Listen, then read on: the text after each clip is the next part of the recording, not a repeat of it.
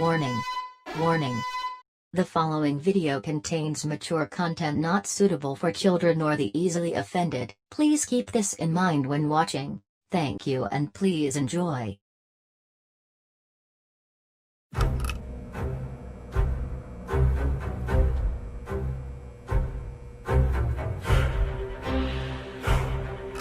Popup Dungeon is a tabletop-inspired papercraft RPG developed by Triple B Titles and published by Humble Games. And we would also like to thank them for sending us a review code for the game. The game is both an amazingly charming roguelike and a great creativity tool with an insane amount of replayability with over 50 hours of gameplay. So, what the frick is Popup Dungeon?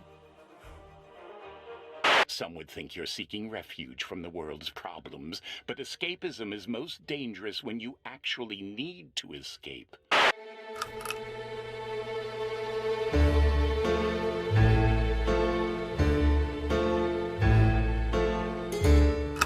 Our story begins with a dingbat. Okay, now that's just rude. What? No, that's his name. Oh, how unfortunate. Anyway, you go through a brief tutorial with the bat before receiving a letter from the wizard. He addresses us gamers to test our creativity and determination to beat his tower. So now you have to gather your band of merry/murderous adventurers, find loot and slay enemies to get stronger and progress further up the tower. But that's only one of many campaigns. After meeting with the wizard, you unlock story-driven campaigns. In these campaigns, you pick your party and adventure through a more narrative experience, such as finding a cure to a curse. There are a lot of thrilling and equally wacky scenarios that you can find yourself in while you play. From dealing with a madman in a forest to attempting to sneakily eat and hide a bunch of biscuits from a waitress at a fancy restaurant without getting kicked out. Now, we can't go into details about the different stories without the dreaded spoilers, but know that because this is a roguelite, there are various ways to progress through the different campaigns and can vary wildly in different playthroughs. There's also a lot of opportunities to gain allies and equipment from just exploring and talking to people. All of the playable characters have their own unique backstories, skill sets, and personalities, and I love all of them. I think Claire is my favorite, because sassy clerics are kind of my thing. Remainder is my favorite one. I feel like we have a connection. The wizard is also a great character. He's snarky and witty despite being an actual emoji. I will briefly touch on the create mode as I didn't get to spend too much time in it, but it's insanely robust and customizable, and it's all done through an in-game workshop to make sharing your creations much easier. I can see a great community being built from this, and also a lot of memes. While there are many stories, the core of this game is the incredible combat and fun RPG elements.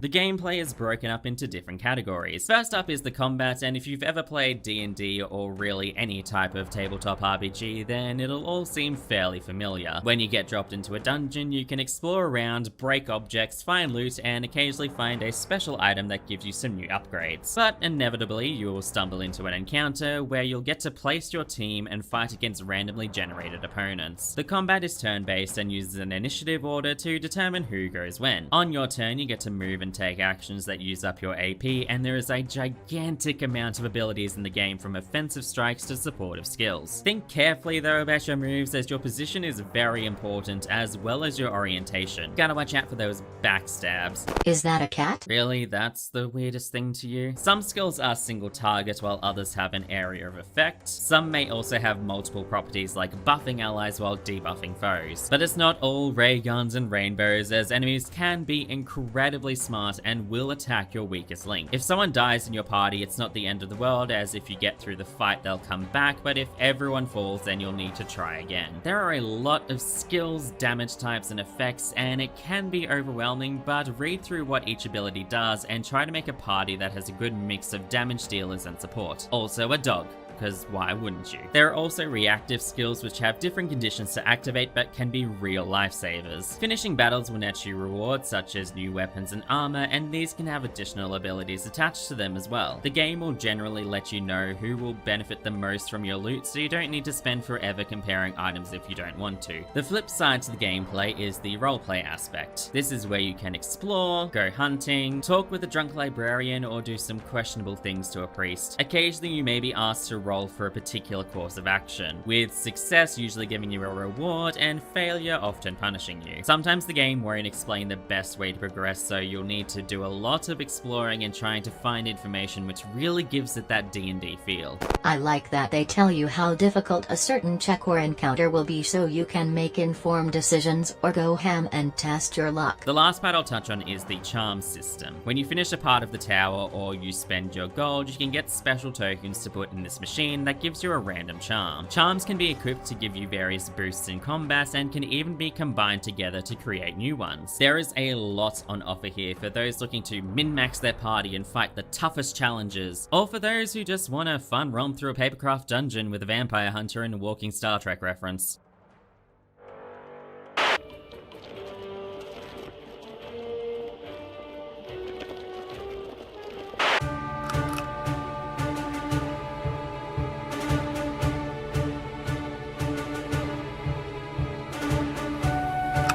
The paper and cardboard graphics are absolutely amazing and give this game so much personality. The blocky characters all have amazingly well done art, and the enemies being on little stands makes it feel like you're playing with some minis. But while the medium might look simple, the animations are excellent and the effects from spells are really pretty. My favorite part is how the level falls into place around you as you explore. Outside of the dungeons, the artwork for the modules is fantastic, and having it set on a table really nails the aesthetic they were going for. They also managed to have many conflicting genres like samurai and robot DJs while still keeping everything cohesive. It does help that realism isn't exactly the goal here. The 3D models for all the various gadgets are super cool as well. It all feels like a grand tabletop adventure. Performance-wise, there was a bit of stuttering here and there, but that could also just be my PC throwing a fit. The music was composed by Gabriel Lefkowitz from Green Forger Studios and is full of fantastic fantasy fanfares. Please don't start talking like that. Sorry. From the battle themes to the atmospheric pieces, it covers all bases for a grand adventure. Now the voice cast is full of amazing talent, including Matt Mercer, Ahmed Best, Brianna White, Brizzy Voices, Kaiji Tang, Sea Dog VA, and just way too many to list, but hot dang, just look at all this talent. While the characters don't always speak, when they do, it's a delight, and everyone sounds like they had a great time working with these characters. Of course, we can't forget about John Delancey as the wizard, who is just the perfect balance of humor and charm. This game just oozes style and ties the whole package together into an amazing experience.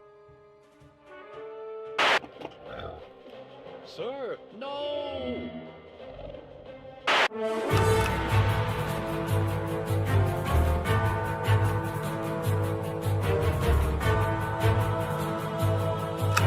Popup Dungeon is an incredibly well-made RPG with tons of customization options and ways to let players freely create what they desire. With the insanely talented voice cast and the gorgeous visuals, I honestly couldn't recommend it enough. The game is available to pick up on Steam and the Humble Store. Thank you so much for watching. Please like the video if you did, subscribe if you want to see more, and I hope you have an awesome day.